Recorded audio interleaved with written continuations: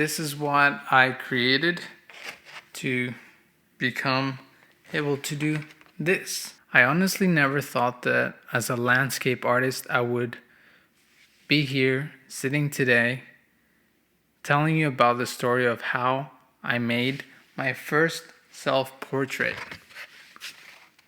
I want to share with you the journey of how I got to the end result and how I was able to use what I've learned learning landscapes and apply it to a subject that is completely different, which is portraits. As much as I would love to say that it was very easy to start and get onto it, I actually struggled a lot to get started. Even though I was excited about it and I was actually, yeah, obsessed with it, like thinking about how I wanted to go about it and trying to think of like creative ways of like approaching it. There's a period of procrastination. It took me a good week or two before I started working on this. And even though the first step was to take a picture of myself, it took a long time before I was able to do it.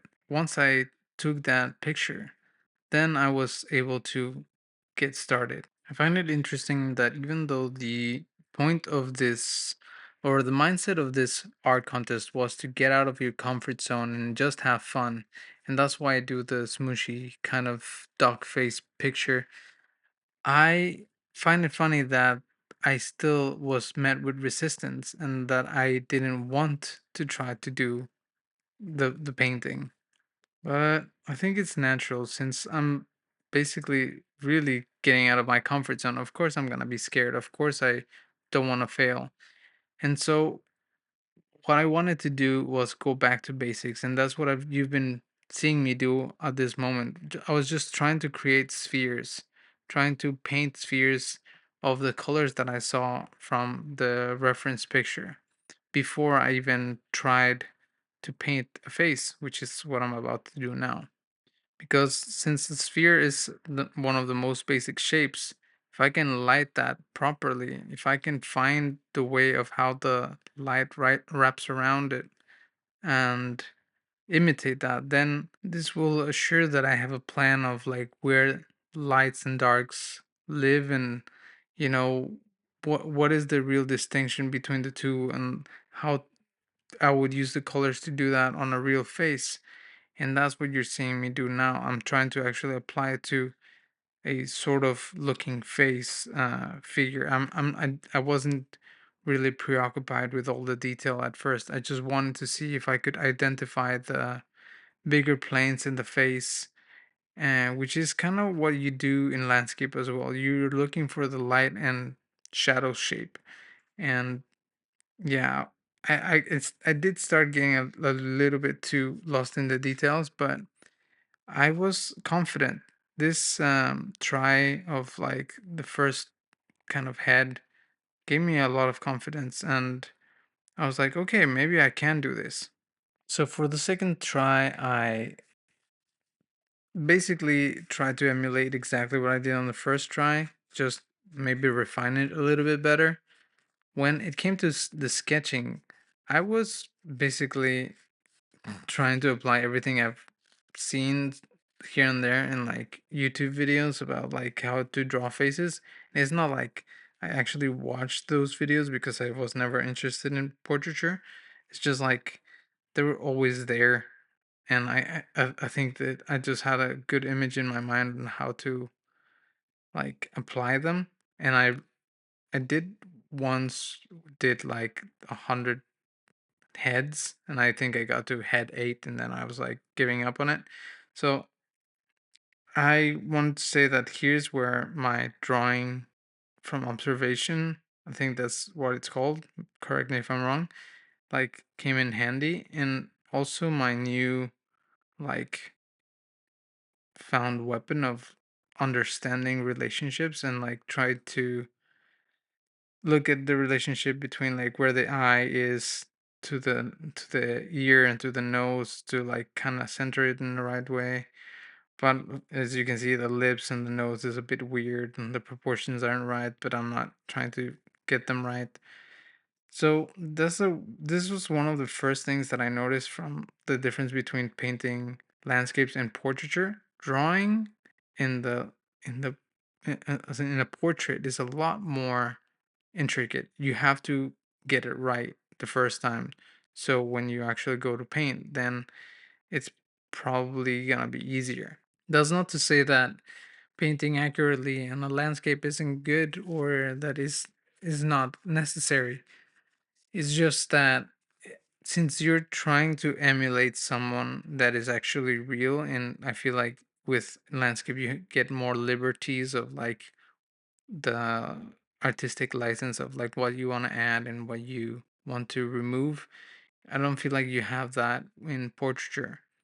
So therefore I think that the drawing needs to be more accurate. I wish that I could say that I had a strategy, but I just threw it out the window and forgot about like shadow shapes and light shapes and focused way too much on like skin tone and just colors that I was seeing around and fiddling with the minutia of like detail and like the hair color, like since I have like thin hair now, like trying to add that like already when I haven't even established the major shapes. It was just pure chaos, no plan, no idea what I'm doing, just trying to go slow and steady in a way, just trying to work in layers and like pulling a lot, trying to basically put makeup or like icing on a flaccid cake, like cake that hasn't been baked, if that makes sense. Like there's no foundation. And the funny thing is that I still feel like I got lucky because I showed it to my fiance and she said, "Wow, that actually looks kind of like you," or she thought that it was me. And I mean, it does kind of look like me, but it's definitely a portrait uh that you know for a fact that I'm a beginner portraiture. Maybe maybe to some people it'll look like, wow, this is very advanced, but to like the trained eye they would know like, well, yeah, your proportions are not right, you're not really turning right the shape, blah blah blah. Like all these little things that actually matter I'm not applying, and that's why I'm a beginner. But that doesn't mean that there isn't skill either, because I understand light and color, but applying it to portraiture is like a whole different beast that I wasn't prepared to tackle. I believe that if I would have spent a little bit more time on trying to get those spheres a little bit better, I would have done a little bit of a better job. But I also was kind of eager of starting and had hopes that with the face having so many planes that it would make it a little bit easier to, turn the shape over distinguishing the shadow shape and light shape. Since my second attempt was quite good and sort of realistic, but a little bit overworked, I tried something different this time. And again, I was trying to map out what were the bigger planes of my face given the how the light and shadow were falling on the face of the picture. I also on this try I tried to be more loose. I tried to use more water, let the watercolor do what does best, which is blend the colors and everything like that.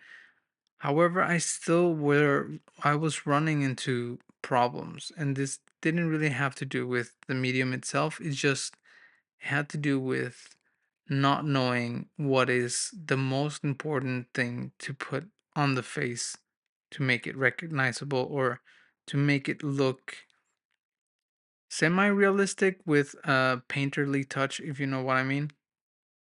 It actually started out great, but at some point I just started using way too much color or not waiting enough or just I don't know, there was just something that I was just overworking it.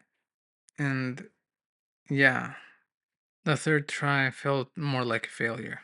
But in a way, I also achieved some sort of like painterly like that watercolor kind of magic that happens where the colors were blending by themselves and they were doing their thing. I think I didn't allow it to happen, or just because I don't understand portraiture enough, I wasn't able to maybe apply, maybe let it happen. I really don't know how to explain it, but you can see by the final result that I just overworked it and basically butchered the magic. After the background was dry, since I was trying to play with that, I also saw that the shadow shape of the face was not dark enough, and I added that afterwards. But I then just started overworking, and that's the thing. I just didn't know when to stop, when to actually just leave it alone and move on to something else. I think I was just trying to add everything I saw, like we usually do in landscapes, and therefore, yeah, I ended up looking like a clown. For my last attempt, I used what's called the grid, which is actually one of the techniques that the host of the event, Slew, shares in one of his videos, and actually on his video of the contest, on how he actually like brings the image to the page using a grid system. You can look that up to know how I was doing this, and this helped to get the proportions a little bit better without me having to learn anatomy or how to measure, or taking all those little things that of course it would have made my life easier, but it would have taken a lot more time and practice to actually get it right. And this is sort of like a fast way to get the right thing, or the right gist of the thing, without actually getting it too precise. And at the end of the day, I didn't want to go for precision anyway.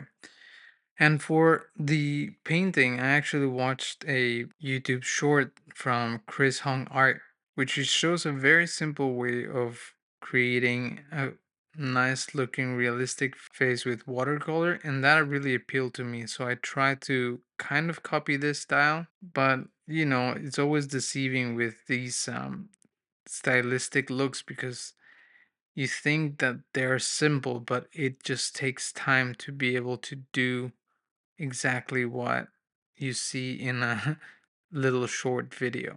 So for this last attempt, I just really tried to showcase that I had the basics down with holding that sphere, because part of the prompt of this art contest was a self portrait with a still life. And so I wanted to show with that little sphere, as I was talking about earlier, that I can turn form with watercolor. It's just that the portrait itself, no, I don't know all the basics of portraiture, and there's so many intricacies of it that it basically makes the work suffer a bit, and therefore like I get to overwork things. But you will see that in the final product, once I'm done with the sphere looks good and realistic, whereas the face, and or my face in this case, um just looks too overworked, and I look pale like a mannequin, and it doesn't quite look like me. But at the same time, I'm very proud in a way that I went out of my way and tried this again and again.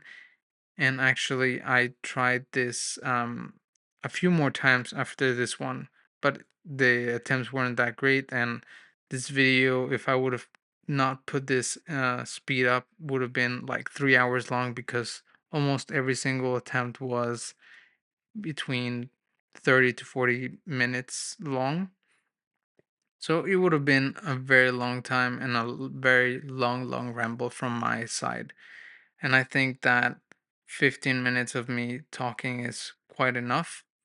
But you will see that I am still fumbling and stumbling with the face. The sphere is already looking good.